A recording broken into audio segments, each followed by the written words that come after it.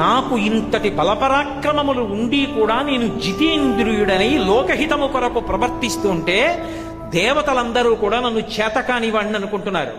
ఎంత కోపం వచ్చిందో రాముడికి. అందుకే ఇప్పుడు నా పరాక్రమం ఏమిటో, నా చేతనైనతనం ఏమిటో చూపిస్తాను. నా నారాస బాణములను విడిచిపెట్టడం మొదలు పెడతాను. రాముడు యుద్ధం చేస్తే కోదండానికి బాణములను సంధించడం మొదలు పెడితే ఆయన భుజములు తాండవం చేస్తాయిట.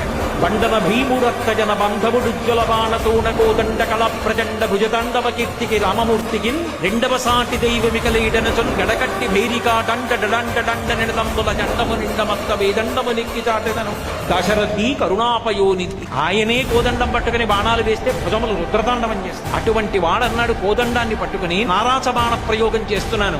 పక్షులు కూడా ఎగరవు, దేవతా సంచారం ఉండదు. నా సీత ఏమైందో చెప్పలేదు కాబట్టి దేవదానవ గణములతో కలిపి సమస్త బ్రహ్మాండములలో ఉన్న ప్రాణులను సంహారం చేస్తున్నాను. నా అస్త్రములన్నింటినీ ప్రయోగిస్తున్నాను. లక్ష్మణ, ఇప్పుడు చూడు నా తేజస్యం.